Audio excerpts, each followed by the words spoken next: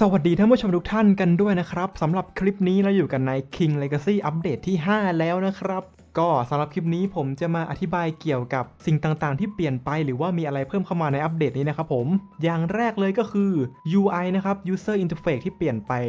ต่างๆนานานะครับผมให้มันดูง่ายขึ้น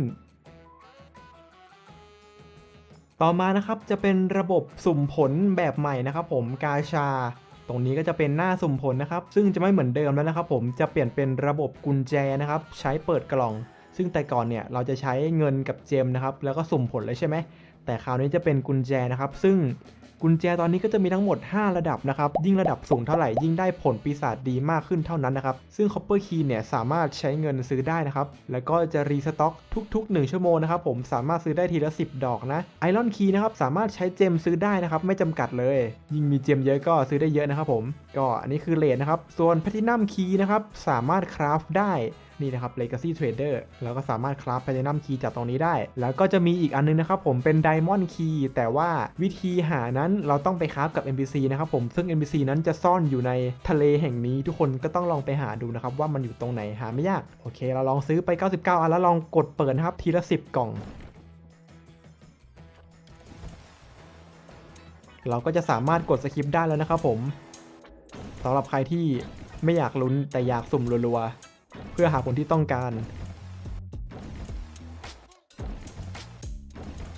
ใครแบบว่าไม่อยากจะทิ้งผลให้มันเสียเปล่าๆเราก็สามารถเอามาแลกกับ Legacy Trader ได้นะครับผมซึ่งเราก็จะสามารถแลกคืนเป็นกุญแจที่ระดับสูงขึ้นได้หรือเราจะติ๊กออยอย่างนี้ก็ได้นะครับผมถ้าเกิดขี้เกียจคลิกทีละอันเราก็จะได้กุญแจมาแล้วนี่ไง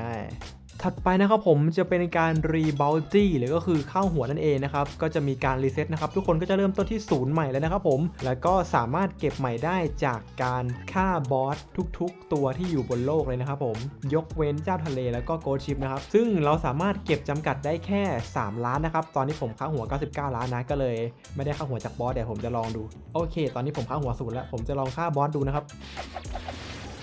นี่นะครับผมเราก็จะสามารถได้ค่าหัวจากการฆ่าบอสได้ถึง3ล้านนะครับผมสูงสุดแล้วก็เราจะไม่สามารถรับค่าหัวจากบอสตัวเดิมได้นะครับเป็นระยะเวลา2ชั่วโมงนะครับก็คือถ้าเกิดอยากได้ค่าหัวจากบอสตัวนี้เนี่ยก็ต้องรอคูลดาวน์2ชั่วโมงนะครับถึงจะสามารถฆ่ามันแล้วได้ค่าหัวใหม่นะครับแต่เราก็สามารถไปเก็บค่าหัวจากบอสตัวอื่นได้อีกเช่นเคยครับ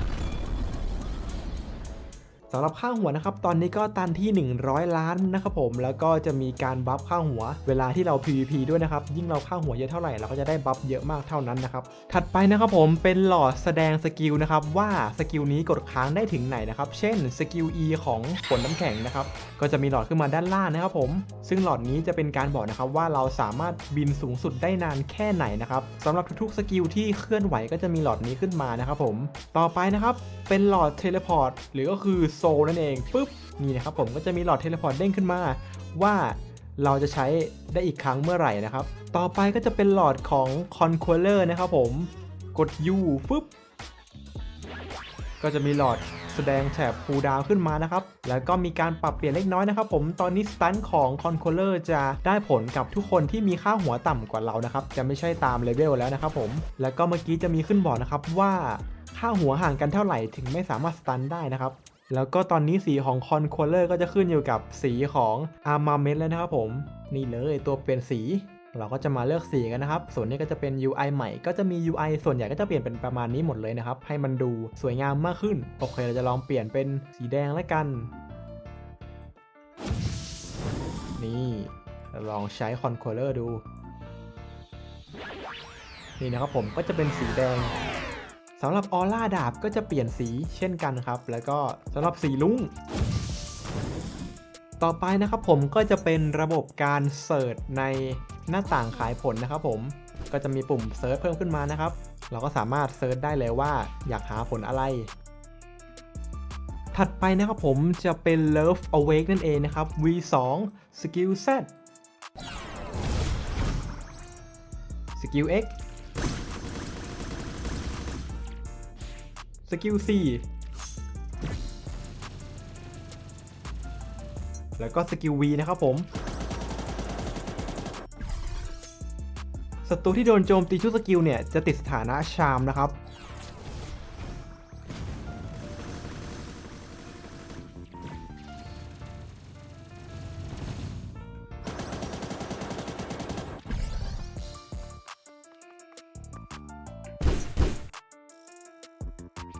ถัดไปนะครับผมจะเป็นการเพิ่มทะเลที่ 3 เข้ามานะครับเตอร์ซีนั่นเองวิธีการไปก็คือ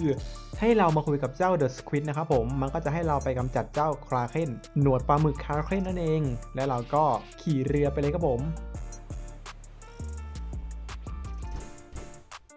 เสร็จแล้วเราก็ทำการเสกขึ้นมาโดยใช้ Material Heart of Sea ที่เราคราฟให้ดูเมื่อกี้นะครับสำหรับเจ้า Kraken Tentacle ก็จะเป็นเควสเดี่ยวนะครับไม่สามารถช่วยกันได้นะครับอันนี้ก็คือเวลาจำกัดนะครับที่เราต้องฆ่าเจ้าหนวดให้ได้ภายในระยะเวลานี้ถ้าหากเราตายเราก็จะมาเกิดที่นี่นะครับจนกว่าเวลาจะหมดไปถ้าเกิดเราแพ้เราก็ต้องไปหา Heart of Sea มาแล้วก็เสกใหม่นะครับผมจนกว่าจะตีผ่านนั่นเอง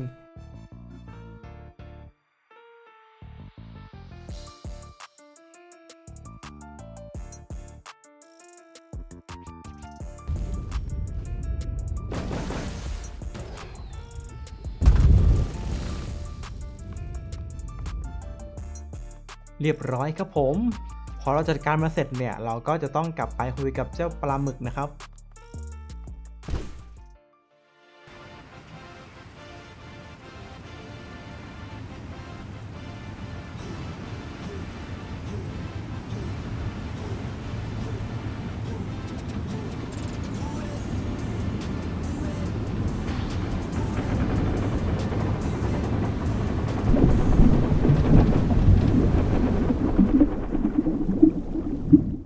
และแล้วเราก็มาอยู่กันที่ทะเลที่3นะครับผมซึ่งตอนนี้ก็จะยังมีแค่เกาะเดียวนะครับส่วนเกาะถัดๆไปก็จะค่อยๆทยอยเพิ่มเข้ามาในอัปเดตหน้านะครับผมถัดไปจะเป็นการโชว์เคสรีแวมดาบต่างๆนะครับที่มีการปรับปรุงเข้ามาใหม่อย่างแรกเลยครับผมจะเป็นดาบคาตานะ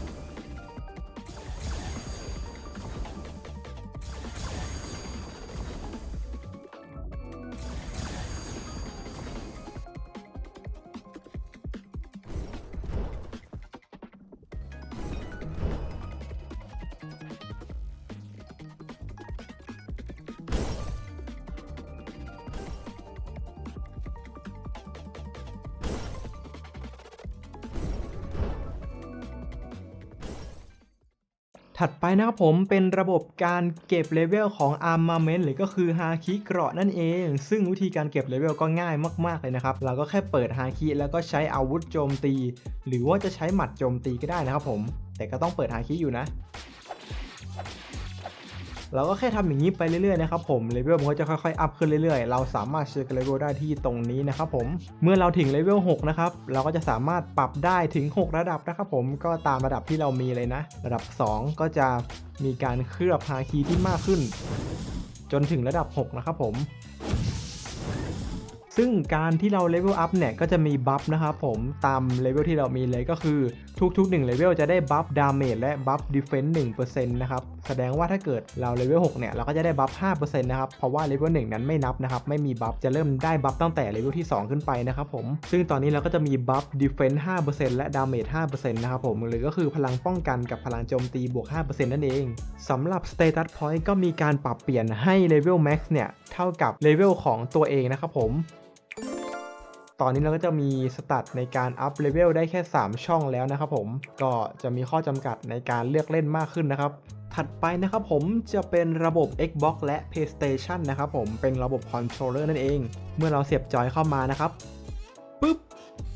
นี่เลยหน้าต่างก็จะเป็นแบบนี้นะครับสำหรับจอยก็สกิลก็กดเหมือนเดิมเลยครับผมจอย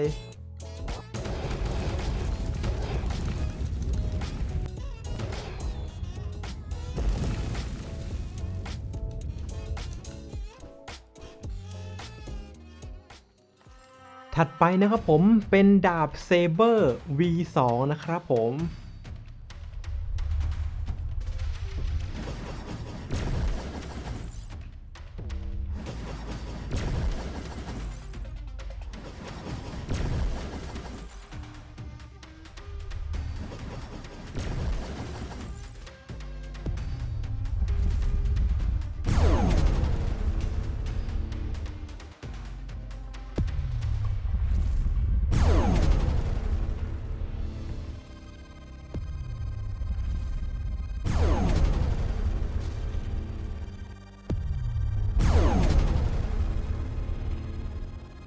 สำหรับวิธีการได้นะครับคลิปนี้จะไม่ได้บอกเอาไว้นะครับผมถัดไปเป็นผลปีศาจใหม่นะครับผมผลระดับ Legendary ผลประตูนั่นเอง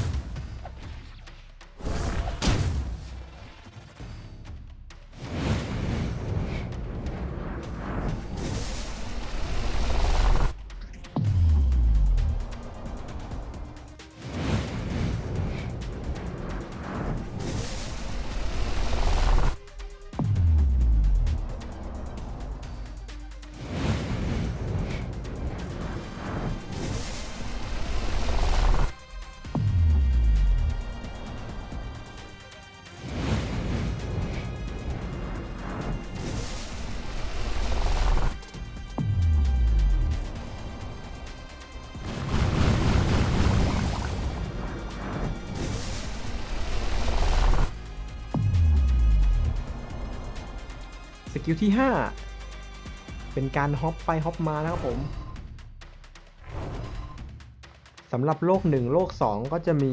ที่วาร์ปเยอะกว่านี้นะครับแต่สำหรับโลก3ที่มีเกาะเดียวก็จะมีประมาณ2จุดแค่นี้นะครับถัดไปผล Legendary ที่2ผลของเล่นนั่นเอง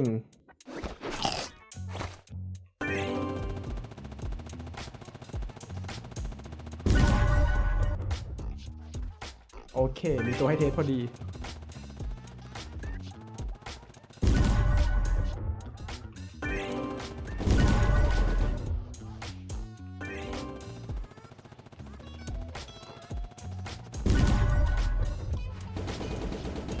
สกิลที่2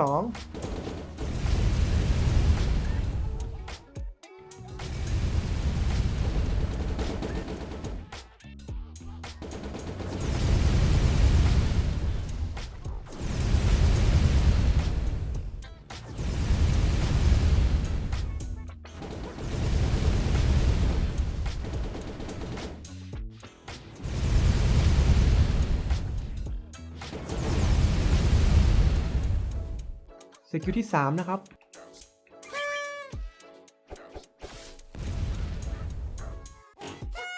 ตรงนี้ก็คือธาตุต่างๆของกล่องของขวัญนะครับว่าจะสุ่มได้ธาตุอะไร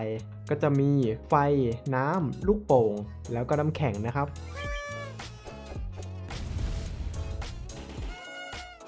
สำหรับลูกโป่งนะครับจะเป็นสีเขียวสามารถฮีลให้กับเราได้นั่นเองถัดไปสกิล V เป็นท่าขี่จรวด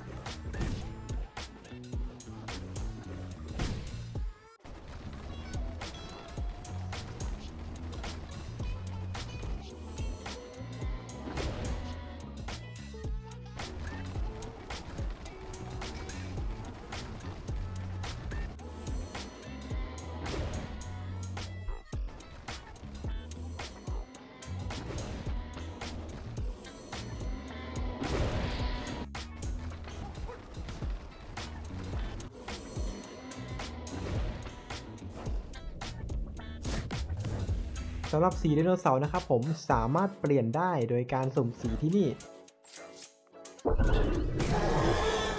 และนี่ก็คือการตีธรรมดาของผลของเล่น